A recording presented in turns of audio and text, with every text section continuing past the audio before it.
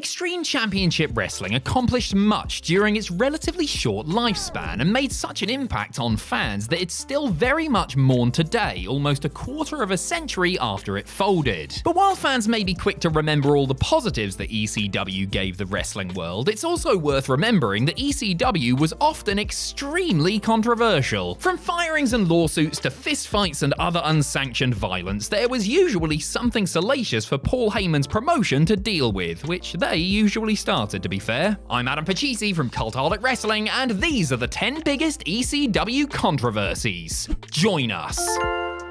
Number 10, the exploitation of Tammy Sytch. Tammy Sytch, aka Sunny, may have made some very bad decisions during her life, but there's no escaping the fact that she was also on numerous occasions treated very poorly by the pro wrestling industry. One of the most egregious instances of this was ECW's decision to air a tabloid-style expose of Sytch on the October 8, 1999 episode of ECW on TNN. With no new in-ring material to offer, Paul Heyman built the show around a candid interview with Tammy, who was very clearly in the throes of addiction at the time. Interspersed with copious shots of Sytch in a bikini was an interview where the one-time most downloaded woman in the world spoke about her prescription drug problem, cried over the death of her close friend Louis Spicoli, and then broke down over the death of her 16-year-old niece. Filmed in an uncomfortable close-up, the whole thing screamed of ratings ploy, while Heyman himself could be heard egging Tammy on from behind the camera. The act of a promotion and man who had clearly entered desperation mode, this whole debacle was widely condemned after it had aired. Number 9, Paul Heyman publicly fires Sabu. The main event of ECW's three-way dance 1995 was supposed to be Chris Benoit and Dean Malenko defending the ECW tag team titles against both Public Enemy and Sabu and the Tasmaniac in a match that would act as the culmination of several storyline threads. However, Sabu had accidentally double-booked himself on a New Japan card that same day, and faced with a choice, opted to honor his commitment across the Atlantic since New Japan had promised him a push to go along with future, more lucrative bookings. When Heyman found out that Sabu wouldn't be there by listening to his answering machine message, he took the step of publicly firing what was arguably the top-drawing singles wrestler in ECW. The former ECW champion did admit that he was in the wrong, but obviously didn't appreciate the way the situation was handled, while claiming he took the New Japan gig for financial security as he made several times what he would do for an ECW show. In any event, Rick Steiner replaced Sabu on the night, but the man from Bombay, Michigan would be back before the end of the year. Number 8, bounce checks. As brilliant as Paul Heyman was as a creative mind, he was equally terrible as a businessman. Though ECW seemed to be thriving during the mid to late 90s, the promotion was never managed well, to say the least, and they often came up short on paydays. Per the company's bankruptcy records, Rob Van Dam was owed a staggering $150,000 at the end, while the likes of Joey Styles and Rhino were due $50,000 and Shane Douglas close to that amount. Tommy Dreamer, meanwhile, was out $100,000 in salary, but had, as part owner of the company, invested a lot more that he wouldn't be able to recoup. The innovator of violence felt so shafted by Heyman after ECW went under that he admitted contemplating killing his former boss/business partner live on air at WrestleMania X7 before turning the gun on himself. ECW gave many people careers in the professional wrestling industry, but it quite literally came at a great cost to a lot of them. Number 7, Paul Heyman versus TNN. With the company struggling financially despite doing good business on the road and shifting a ton of merchandise, Paul Heyman and the rest of the ECW crew believed that getting a TV deal with TNN in the fall of 1999 was the answer to their prayers and would help keep them in business for a long time to come. Oh, how wrong they were. Not only did the TNN deal not stave off the inevitable, but ECW were publicly burned by the network when they negotiated to get WWE Raw and then kicked them off the air. Prior to that happening, Heyman was using the show on TNN to antagonize the network, calling them out for perceived slights while literally begging them to cancel the show. He also, of course, created the heelish Cyrus character as an oppressive network representative. In one particularly memorable moment, Heyman went on a prolonged insult-laden rant, airing his grievances and essentially declared war on TNN. TNN. Was it a work? Was it a shoot? Had Heyman and ECW worked themselves into a shoot, brother? It's difficult to say with any degree of absolute certainty, but there were clearly major issues between them and TNN, and they manifested on screen. Number 6, The Mole. In WWE's Rise and Fall of ECW documentary, Tommy Dreamer said that Heyman remained loyal to the crew so long as the crew remained loyal to Heyman. One person who seemingly didn't remain loyal to Heyman was Todd Gordon, the founder and booker of the original Eastern Championship Wrestling before he sold ECW to Heyman in 1995. Gordon abruptly left ECW in September of '97 under suspicious circumstances. Publicly, Heyman downplayed the exit and said that Gordon had simply resigned due to business differences. Privately, though, it was a very different story. Gordon was actually fired after Heyman and Tommy Dreamer heard voice messages between Gordon and WCW's Terry Taylor, where Gordon was negotiating to bring in ECW talent for a supposed interpromotional invasion storyline. Gordon, as the broker, would get a fee for every talent he was able to bring to WCW, while he was also heard lobbying for his own full-time job with Eric Bischoff's promotion. Meanwhile, Bill Alfonso was also implicated and supposedly only saved his job after putting in a great performance in his bloodbath with Beulah McGillicuddy. Gordon has disputed the Mole story and claimed that the whole thing was a work orchestrated by him and Heyman. Number 5, An Awesome Departure. Paul Heyman's big booking idea for the year 2000 was to build a pay-per-view match between television champion Rob Van Dam and world champion Mike Awesome. Then RVD broke his ankle and Awesome jumped ship to WCW. Awesome, like many on the ECW roster, had been having trouble getting paid of late and decided that enough was enough. Heyman naturally didn't fancy his champ showing up for the competition, and there was much back and forth and legal threats before the future Fat Chick Thriller was cleared to appear on WCW programming. He then came back to ECW for one night to drop the strap to WWE star Taz as part of a deal worked out with Heyman and WCW to avoid the lawyers getting involved. There was serious resentment against Awesome in the ECW locker room from that point on, though his defenders will point out that he did what he needed to do for his family. Awesome redeemed himself in the eyes of many by stealing the show with Masato Tanaka at the original One Night Stand pay-per-view in 2005 before sadly taking his own life in February of 2007. Number 4, Shane Douglas throws down the NWA title. On August 27th, 1994, NWA affiliate Eastern Championship Wrestling held a tournament to crown a new NWA World's Heavyweight Champion. In the tournament final, reigning ECW Heavyweight Champion Shane Douglas defeated Too Cold Scorpio to win the gold, and then all hell broke loose. During his post-match promo, the franchise threw down the NWA strap while declaring that he didn't want to be the champion of a dead organization and instead put over ECW in its own championship belt, declaring it to be a world title. The stunt, which was orchestrated by Heyman, caused immediate controversy, with then NWA president Dennis Coralluzzo declaring it a disgrace. 2 days later, Todd Gordon announced that he had folded Eastern Championship Wrestling and that his promotion would henceforth be known as Extreme Championship Wrestling. Almost 2 decades after the fact, Heyman admitted that he wasn't exactly proud of the double cross, but that he didn't regret doing it and would do the exact same thing again if he had to do it all over. Number 3, Crucified. At High Incident on October 26, 1996, Olympic gold medalist and Pennsylvania native Kurt Angle took a trip to the ECW arena in Philadelphia. Angle had been weighing up whether to wrestle for ECW, which he was led to believe presented a product closer to amateur wrestling, and teased a future match with Taz in a segment on the show. Before the night was over though, Kurt not only had zero interest in ever wrestling for ECW, but he had left the arena in disgust and threatened to sue the promotion if they ever aired his appearance on their TV show. That is because of a scene that unfolded following the match between ECW champion The Sandman and Too Cold Scorpio, which saw Raven attack Sandman before crucifying him by tying him to a wooden cross and adorning his head with a crown of barbed wire. Not only was the Olympian offended by the blasphemy, but according to reports, so too was much of the typically liberal ECW audience. Raven was forced to make an out-of-character apology afterwards, and the footage of the crucifixion never aired on ECW television. Number 2, XPW invades. ECW, mere months away from going under, may have been limping along in the summer of 2000, but they still had a dedicated fanbase and managed to pack almost 6,000 fans into LA's Grand Olympic Auditorium for their West Coast debut. Among those in attendance at the Heatwave 2000 pay-per-view were members of rival upstart promotion Extreme Pro Wrestling, who sat in the front row and prior to the main event put on their XPW t-shirts as they had been instructed to do by XPW promoter Rob Black. This piece of self-promotion caught the attention of Tommy Dreamer and Francine, who confronted Christy Mist after Mist had removed her top, somewhat spoiling a similar spot that was planned for Francine during the main event, and following a brief skirmish, the XPW crew were bounced by security and members of the ECW roster. The story didn't end there, however, because the publicity stunt had angered the rest of the ECW locker room, resulting in a brawl in the parking lot. With the encouragement of Heyman, the ECW roster went out and beat up the vastly outnumbered XPW gang until the cops were called and the fight was broken up.